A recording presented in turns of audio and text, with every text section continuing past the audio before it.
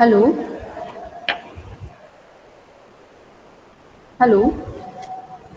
Yes, ma'am, you are audible. Okay, sir. Thank you, sir. Good afternoon, one and all present here. On behalf of the Department of Engineering, School of Engineering and IT, Arkajan University, Jharkhand, I, Dr. Chandraprabha Sahu, would welcome our Vice Chancellor, sir, Director, sir, Dean Student Welfare, sir, Registrar, sir, Assistant Dean, sir, and Honorable Speaker and all participants to the Day 2 third session of the 5-day National Faculty Development Program on Smart City Opportunities and Development. It is my privilege to introduce our Honorable Speaker of the session. Dr. Namesh Killemst is a transdisciplinary researcher at University of Massachusetts on Boston, working in the field of urban studies, public sector operation research, and decision science. His research interests are in urban governance with a particular focus in urban poverty and slum community rights. He has PhD in public policy from University of Massachusetts, Boston. He has a background in infrastructure management and civil engineering. Dr. Namesh is the recipient of the 2021 Urban Affairs Association Alma H. Young Emerging Scholar Award from USA and has been previously awarded as one of the global emerging winner in a research competition on urban development by Woodrow Wilson International Center for Scholars, USAID, and the World Bank Group. He has presented his research finding at World Bank seminar and other international conferences, and has published articles and book chapters in the field of urban studies and civil engineering. Today, he is with us to highlight on role of different stakeholders as well as policy and standards in smart cities. Thank you, sir, for accepting our invitation. We are eager to listen your valuable words. Over to you, sir. Dr. Sir. Yes, sir. Yeah, thank you so much, Dr. Sahu. If it is fine, I would want to share my slides right now. Yes, sir.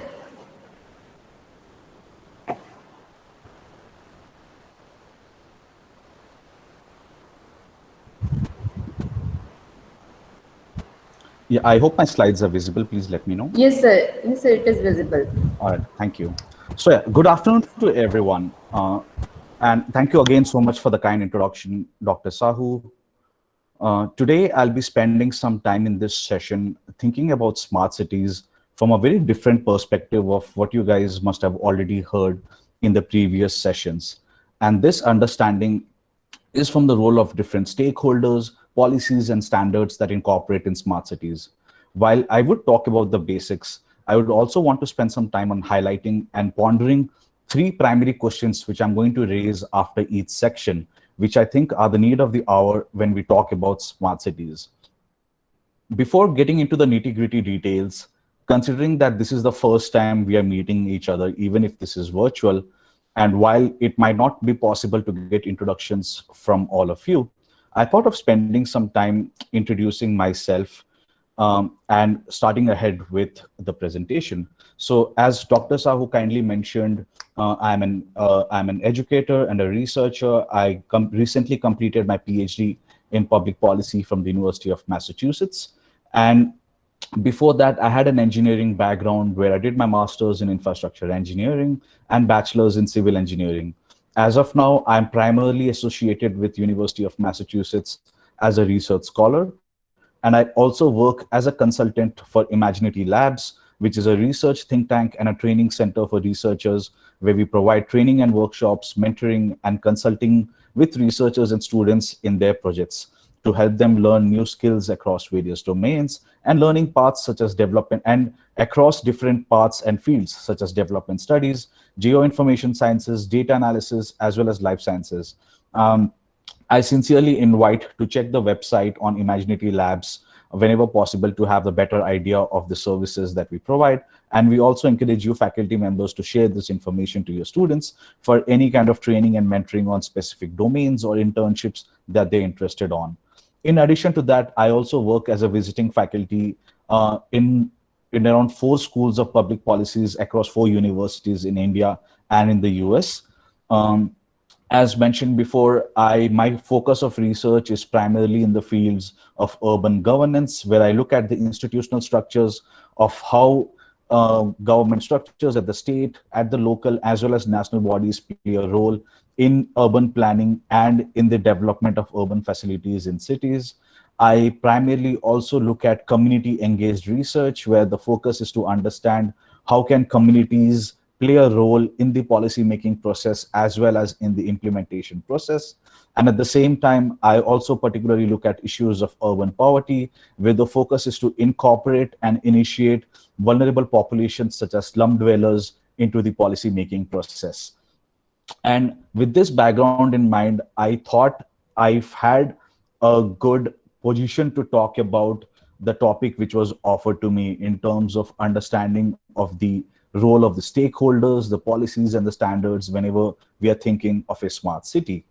So, as I was saying, like multiple sessions before mine would have spent a good amount of time talking about what smart cities are and what they mean with its features and essential requirements. Recent literature on smart cities often stress the role of digitizing cities to tackle some of the problems that are faced in large-scale urban environments. And these problems can be called as wicked problems. This term comes from the field of decision sciences. And when we think of what exactly is a wicked problem, they are those which have characterized by evolving requirements and constraints, have complex interactions, have malleable design processes and artifacts, and a critical dependence upon human cognitive abilities and social abilities. Excuse me. Now, these aspects can all be applied to the issue of smart cities. As a result of the wicked nature of the problems that smart cities seek to address, such as poverty, environmental degradation, incorporation of technology, the solutions cover many different aspects of urban life, which include administration, transportation, education, and energy. A better understanding of the application of smart cities would be through 3 major parameters that I'll discuss in the presentation today: the role of stakeholders, policies, and standards, all of them necessary when conceptualizing a smart city. First, talking about stakeholders, the importance of understanding the diverse perspectives of relevant stakeholder groups is necessary to increase the potential for future discourse on smart cities. Why we do that? We know to make sure that we have a greater range of relevant perspectives and thoughts of people who are an integral part of a city. So stakeholders can be categorized into multiple typologies based on their personal or their organizational interest in the development. And the primary stakeholder groups that are an essential component of smart cities can be grouped into citizens, businesses, research organizations, and governments. So let me elaborate each of these groups one at a time to give a better idea. So as the stakeholders can have direct or indirect influence in the decision-making process, they play a significant role in the formation of the smart city. The first primary group of the stakeholders, whom I believe are the most important ones, are the citizens, right? Who drive much of the smart city requirements of sustainability, affordability, and availability of services. They are the active participants that consume the goods and services produced by the providers. So the citizens also include temporary inhabitants who are not residents, but sometime in the city, such as that of tourists who drive a lot of economical value to the city and are the indirect decision makers. A primary section of citizens who are often ignored in the policy making process of smart cities and any governance programs in the urban areas are that of the urban poor living in slums or the homeless population. And integration of these groups in the policy making process is something which I primarily look in my own research. After citizens, the second major group are the government bodies. The government bodies include municipal authorities who oversee the overall management of the city and are the major promoters of smart city initiatives in each particular area. I am also including urban and city planners who are responsible for the conservation, for the use and planning of the city. Their expertise is important to better understand how does the incorporation of communication technologies come into place into mid to long-term city planning, considering the city complexities. Following those are the utility and the public service providers who are responsible for providing fundamental services to the occupants of the city. They are target partners in the implementation of smart city initiatives. And these services could include electricity, water, wastewater collection and treatment, refuse collection, public transportation, hospitals, and also phone companies and internet service providers. At the same time, we cannot forget national agencies that govern wider areas with multiple cities at the state or at the local levels. These agencies have a remit on policies that can affect smart city implementation. Followed after government agencies are public interest groups, which are entities or parties responsible for the protection or defense of the citizens. They are the joint power of citizens and social networking effects. The examples of such groups include NGOs, nonprofits, consumer protection groups, political parties at the local, regional, national level, and multilateral organizations. After public interest groups, we have industries that create jobs, goods, and services to improve human life and provide support for standardization of product and services. They are primarily interested in developing and deploying commonly agreed and standardized products and services. Followed that are public and private research and academic institutions such as yours, which are responsible for providing education to the future citizens in the form of students, also and conduct research which would help improve the life and sustainability of citizens and the environment around them. The institutions provide innovations, new technologies, methodologies that improve human life. And the last are the financial organizations, which are entities that hold, loan, and invest finances for citizens and businesses of the city. They have remit on financial and economic soundness of smart city implementations. And examples of such organizations would include banks, mortgage firms, funding bodies, and international financial institutions.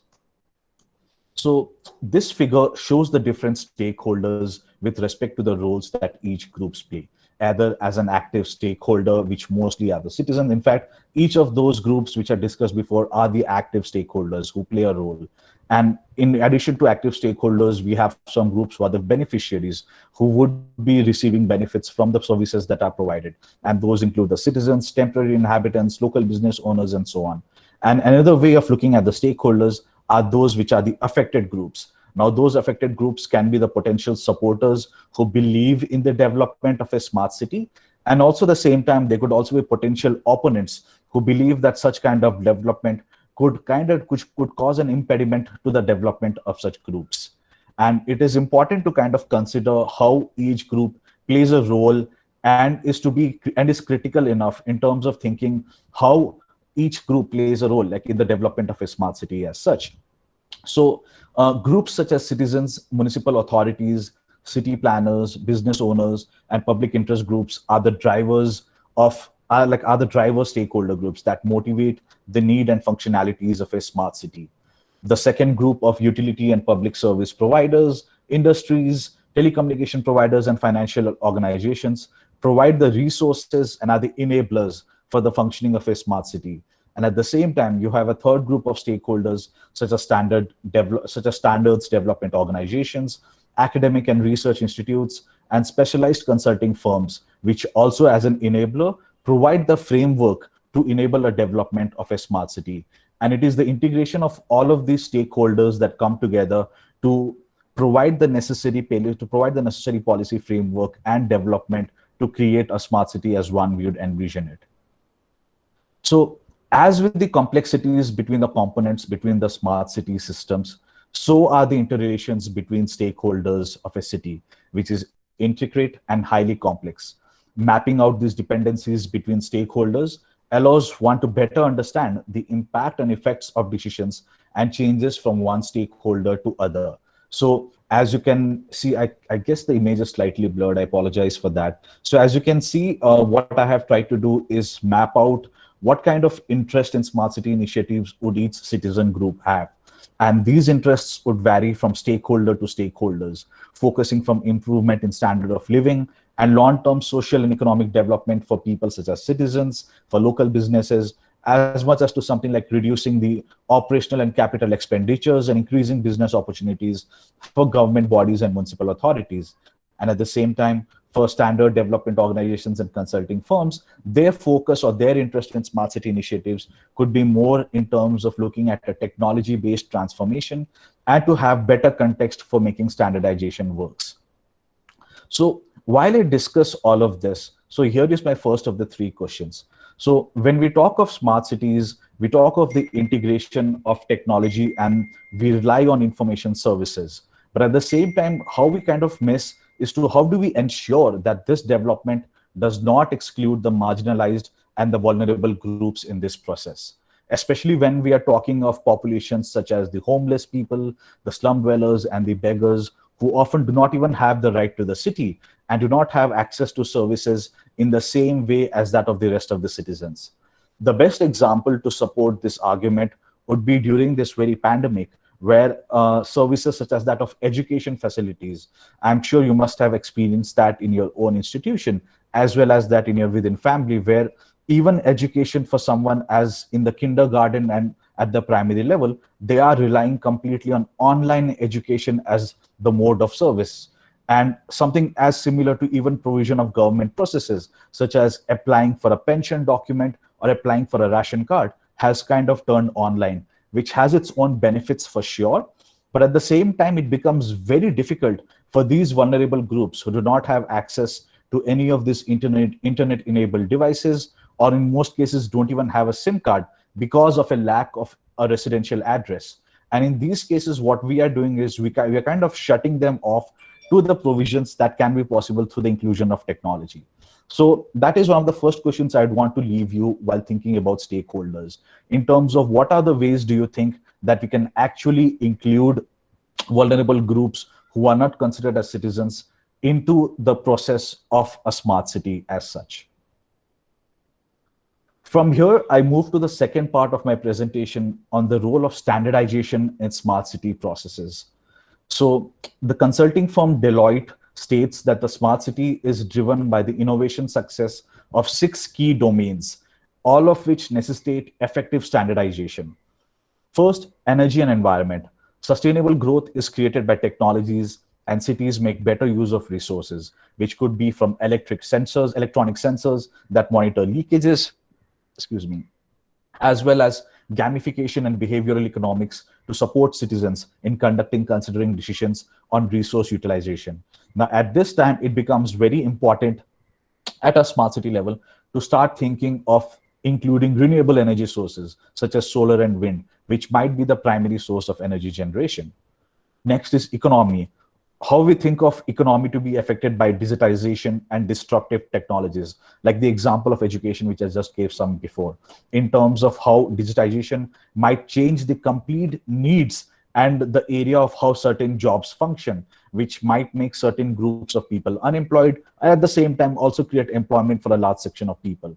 So in these cases, smart cities need to create those strategies to adopt future jobs that will power the industries and beyond.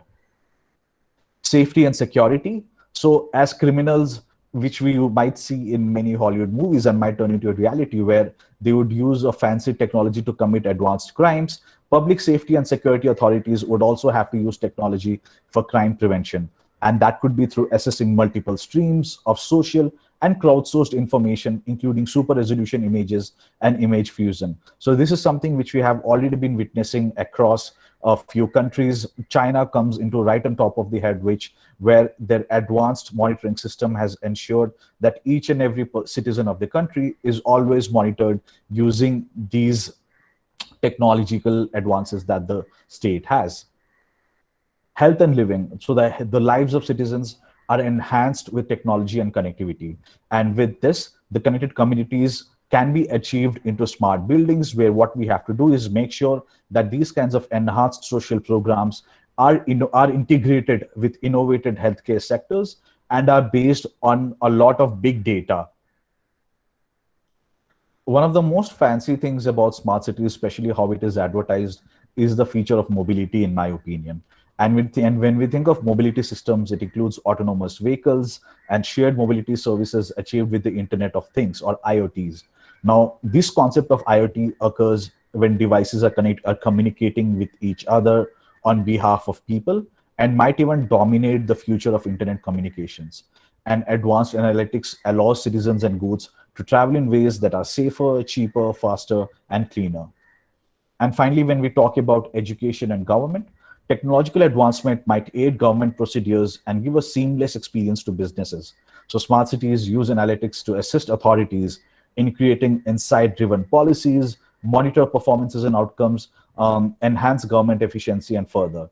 The use of data and analytics in education and government services might assist next generation teachers to familiarize with counseling and teaching for greater student approach achievements, and also create virtual learning environment. So why am I saying all of this in the context of standards? Unless and until we have a fixed set of guidelines or standards that kind of determine how we should understand or think of each of its domain in its own, only then we can actually look at the implementation side of it and see how we can ensure that all of these services are provided in a smooth manner. And the role of standard development organizations are very critical in such cases. Now, these standards development organizations ensure a common ground for developing a complex implementation of communication technologies, including terminologies, reference models, architectures, interfaces, common services specifications, among others. And these organizations might include national or international organizations whose primary activities are developing, coordinating, revising, interpreting, and producing technical standards intended to address the needs of wide base of affected adapters. Now, in the case of India, when we think of, in fact, I think this was the National Association of Software and Service Companies, or NASSCOM. They partnered with Accenture to provide a report called Integrated ICT and Geospatial Technologies for the 100 Smart Cities mission. And the idea of this report was to explore the role of ICT in developing smart cities after the announcement of the mission by the Indian government. This report, which was released sometime in 2015, lists down around 55 global standards, keeping in view several city subsystems such as urban planning, transport, governance, energy, climate, and pollution management, which should be applicable to all the smart cities in India. There are three major organizations that guide the formulation of standards in the creation of smart cities. The first is the ISO, or the International Standards Organization. It's a non-government and an independent global organization with approximately 164 national standard bodies as members. And these members work directly, so the standard bodies for each respective country work directly with the ISO and aim to minimize the diversity in technical definitions. And the ISO standards are applied in various fields, including quality management, environmental management, IT security, energy management, health and safety, food safety, among others. After ISO, the next is IEC, which stands for the International Electrotechnical Commission, which is the world's forefront organization for the groundwork and publication of international standards for electronic, electrical, and relevant technologies, that is in the form of electrotechnology, as how they define it. So IEC describes technical and international standards as reflecting agreements on the technical description of the characteristics which could be fulfilled by the product, by a system, service, or an object in question. They are widely adopted at the regional and national levels and are applied by manufacturers, trade organizations, purchasers, consumers, testing or laboratories, governments, regulators, and other interested parties. Now, these standards help researchers, regulators, industry, and the consumers at the global level. And the third major organization is that of the ITU, or the International Telecommunication Union, which is the United Nations bespoke agency for implementation of ICTs and enabling global connectivity of communication networks. So ITU manages international satellite orbits and radio spectrum, creates the international standards that allow technologies and networks to be continuously interconnected, and also aims for enhancing ICT access for global communities. While each of these standard organizations have a ton of standards and guidelines across different domains, I thought it did not make sense boring you all providing the information about those standards, which is easily available in the internet. But at the same time, I thought it makes a lot more sense introducing these particular organizations and the role they play, and what are the domains in which they provide services. So with this, again, I come to my second particular question, that I think of standardization when we talk about smart cities, especially when we talk about in the Indian context. One challenge which I think has to be grossly understood is how do we ensure that this kind of standardization captures the variation in Indian cities. So when we talk of the standards in smart cities, they would broadly cover indicators on smart urban infrastructure and might not address other relevant standards which are very local and relate like in the local context to the city services. Now, how do we ensure capturing the variation in such kind of services, especially across cities in India, where the culture plays such a significant role in how the cities are shaped. The demographic differences across cities, even in the same state, play a primary role in defining what the city is. And in these cases, when we are relying on international standards and guidelines, it becomes a challenge to draw a balance between making sure that the guidelines are implemented in the way it is mentioned, and at the same time respecting the local culture and the demography that needs to be integrated in how the city needs to be planned for the future. And with this, I move to the third and my most integral part, the most important and integral part of of any development initiative, is that of the policy making process. And the challenge here is to understand how do we ensure that this policy making is inclusive and reflective of the needs of the citizens and to that of the city. So there are multiple challenges at the local and national level that one needs to be critical and reflective enough when we think of policy making and smart city implementation. The development of a smart city ultimately relies on the ability of introducing the necessary changes at the local level. While the incentives being declared at the national level are very important, but they can be grandiose. And without the implementation capacity on the ground, these incentives can become largely meaningless. Second, it is a common feature that local administrations lack the necessary competencies to manage effectively a number of areas central for development of smart cities. Now, these, for example, the responsibilities of roads and public transport at the national, regional, as well as local level may not allow for coordination or even might limit the capacity of the local authorities to address some key aspects related to traffic flow. So in this context, something like the recent advancement or the support of something like FASTag, which you have seen across tolls in highways of in India, is kind of to ensure these kinds of impairments do not occur. And the transportation challenges that occur, or like the guidelines that vary across states, are minimized through the provision of something such as a FASTag. Similarly, global developments in the area of climate change adaptation and mitigation, for example, are increasingly requiring a tailored local response. So efficiency in the energy and transport sectors, and generally in all of the use of resources, need an idea or need a lot of knowledge on the part of local authorities. And when I say it, like when we say that it needs knowledge on the part of local authorities, that automatically puts in a lot of burden on those administrations to make sure that they have an understanding of those resources and then to realize how to use them. So they are required to understand the process of the importance and the interplay between the key energy and environmental indicators, and to have a knowledge of the technological options that is available to them. These administrative burdens can also represent a significant inhibiting factor for the development of energy efficiency projects, as an example. So one such problem is the number of permits and approvals that must be obtained before the initiation of a project. In many cases, the processing of these permits and the approvals involve numerous different state agencies, which might take months, if not years, in certain cases. Excuse me. Financial and economic barriers are also some of the main obstacles to the implementation of projects to develop low carbon and renewable technologies in urban areas and to improve energy efficiency in buildings.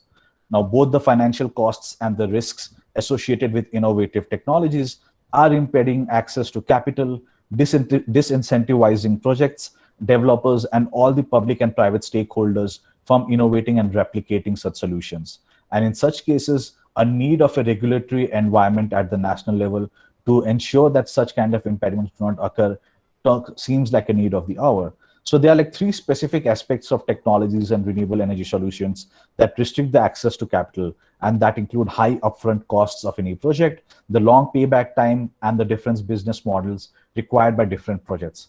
So with these challenges, it is important to think of what could be the visible ways and the solutions that we think about. And some of the ways that I could think of was making sure that each government agency at the state level should be reviewing their multi-level governance structures to ensure that the division of competences allows an efficient and rational decarbonization process. City administrations should take advantage of managerial training programs and exchanges in good practices with more advanced cities in different geographical areas to take training and exchange of experience to make it easier and more locally relevant. Um, I was giving the example of how do we make sure that we preserve the culture and the aesthetics of a particular city, which is very relevant when we think of Indian towns. And preservation of the original features of a building is often a requirement for any type of renovation work. Now, although these renovations preserve the historical and aesthetical values, they might cause additional difficulties and work in designing and implementing the renovation work. Therefore, the regulations on the preservation of historical and aesthetical value of localities have to be up to date with the modern techniques to avoid unnecessary restrictions. The state administrations should review the level distribution of competencies in line with either the subsidiarity principle in order to increase the adoption of smart solutions and allow the creation of tailored fiscal incentives depending in line with the needs of the local areas. And finally, many local administrations have started to build up the capacity by setting up successful public-private partnerships. Now, the financial challenges of the public sector, combined with the need to achieve climate objectives, create a very difficult situation for local authorities. Solutions need to be found to develop irrelevant or immediate solutions which are effective, integrated, and of scale. And these knowledge, the technical and the financial implications for these new innovations or for replicating them often is in the hands of private sectors who might play a significant role in the development and the provision of technology.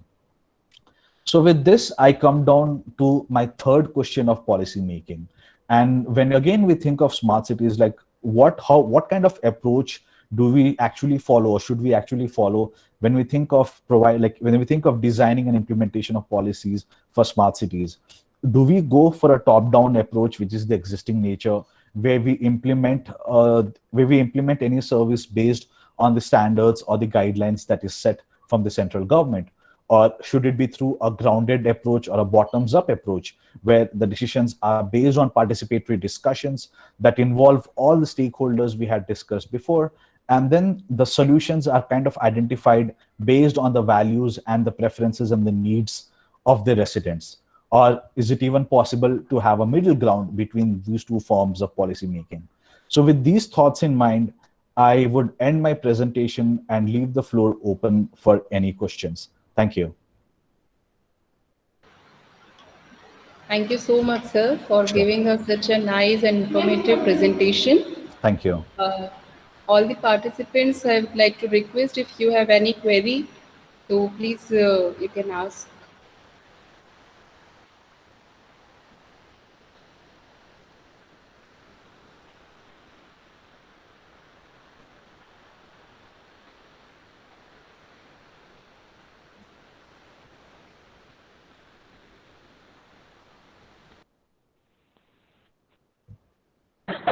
Hello. Yes. I'm Dr. Subrata Kumar Devnath, Assistant Professor of Mathematics from Kolkata. Yes, sir.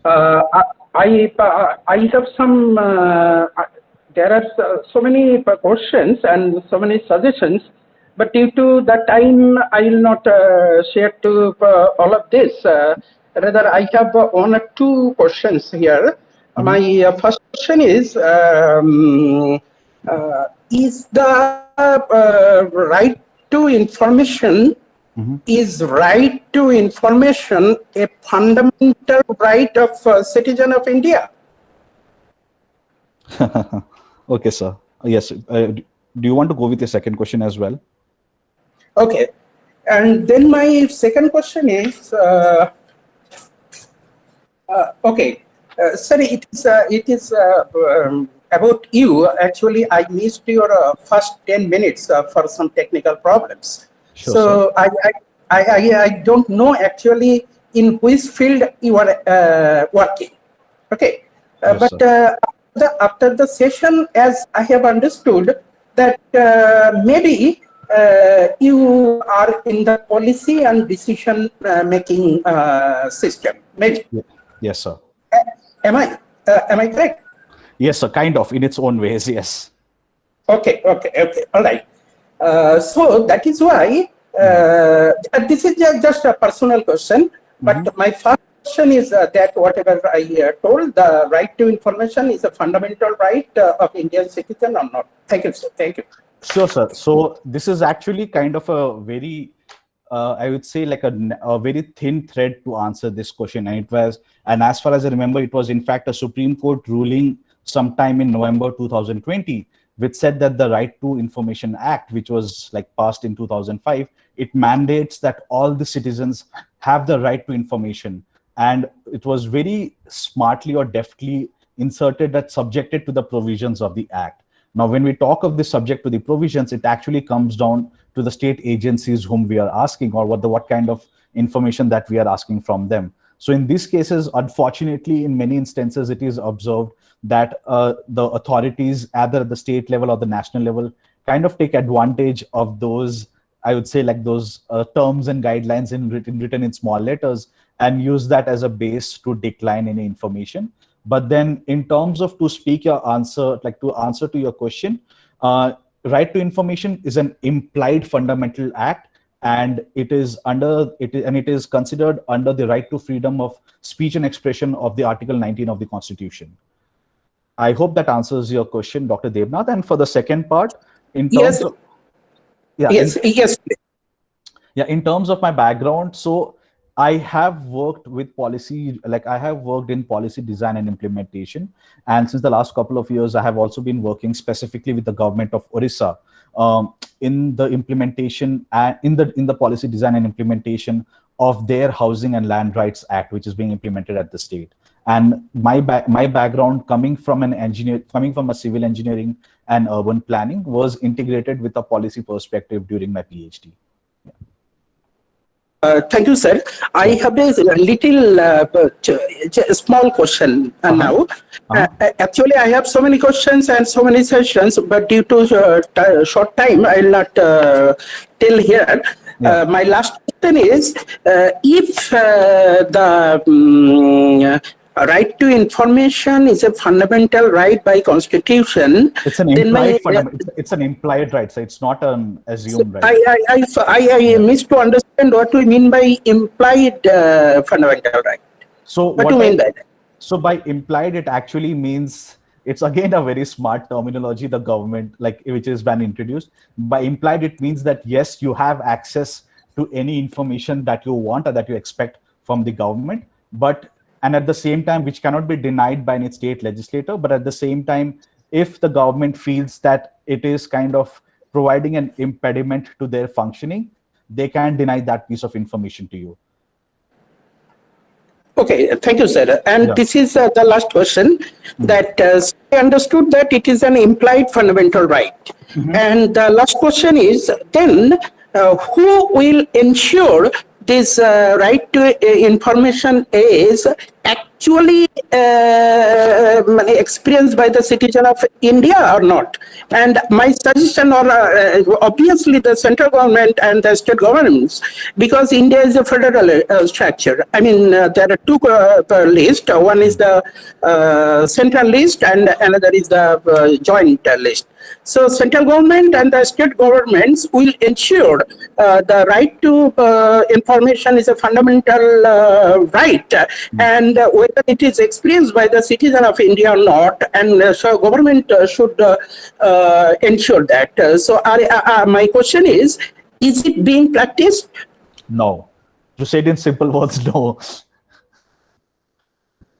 I mean, if you are filing an RTI based on any information, like at any particular institution at the local level or the state level, I mean, majority of the cases, you have a very delayed response, and it takes months to actually get information about, especially when it deals with a particular political party that is in power. And while yes, as you said, ideally it should be the responsibility of the state and the central governments, but in reality, even we know, and I do not, I should not talk about the way political matters are being run in the country right now. Obviously not. We are obviously not. We are academician. Yes. Obviously not. Okay, thank you, sir. Thank you very much. Okay. Sure, my pleasure. Thank you, sir. Thank you Yeah. to all the participants for joining the session. And the feedback link is in chat box, so you can fill the feedback form. Okay. Thank you, sir. If you want to leave the meeting, you All right. can. Thank you so much for inviting. I had a great time presenting. I hope this was informative for all of you. Thank you, sir. Thank